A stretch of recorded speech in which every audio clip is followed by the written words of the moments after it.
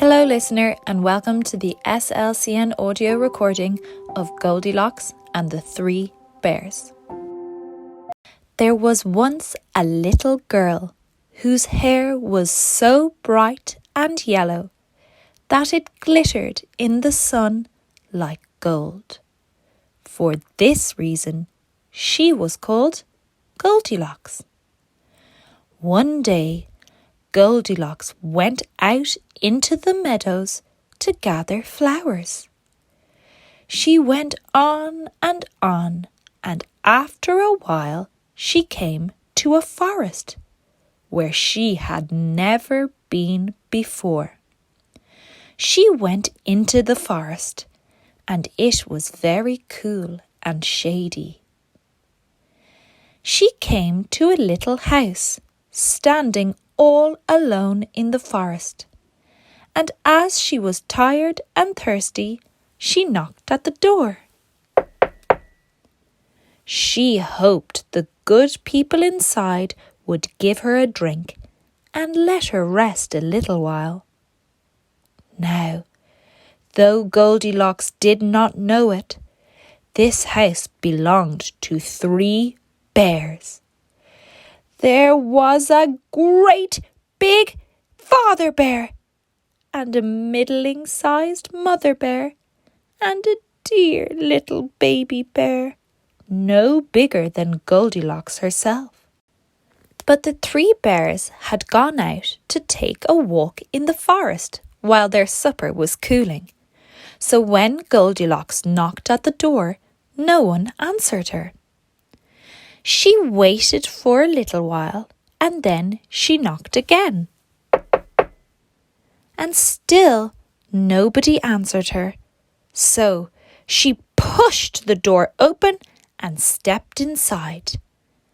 There, in a row, stood 3 chairs. One was a great big chair, and it belonged to the father bear. And one was a middling-sized bear, and it belonged to the mother bear. And one was a dear little chair, and it belonged to the baby bear. And on the table stood 3 bowls of smoking hot porridge.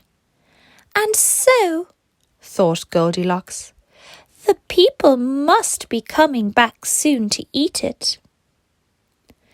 She thought she would sit down and rest until they came. So first she sat down in the great big chair, but the cushion was too soft. Then she sat down in the middle-sized chair, and the cushion was too hard. Then she sat down in the dear little chair, and it was just right. So there she sat and she sat. And still nobody had come. And there stood the bowls of porridge on the table.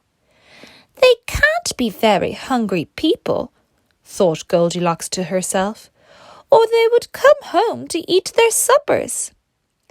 And she went over to the table just to see whether the bowls were full.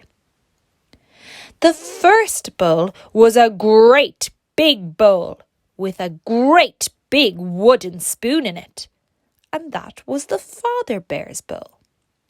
The second bowl was a middle-sized bowl with a middle-sized wooden spoon in it, and that was the mother bear's bowl.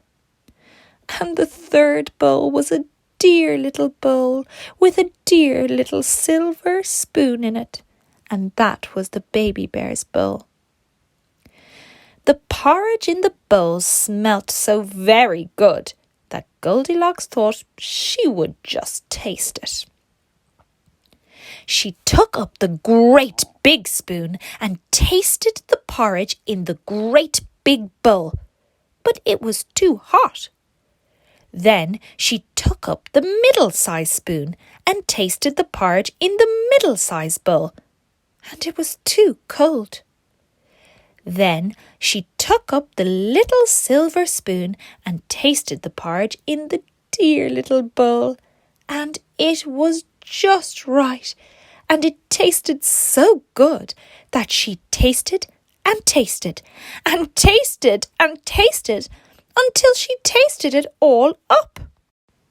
After that, she felt very sleepy, so she went upstairs and looked around, and there were 3 beds all in a row. The first bed was the great big bed that belonged to the father bear. And the second bed was a middling-sized bed that belonged to the mother bear.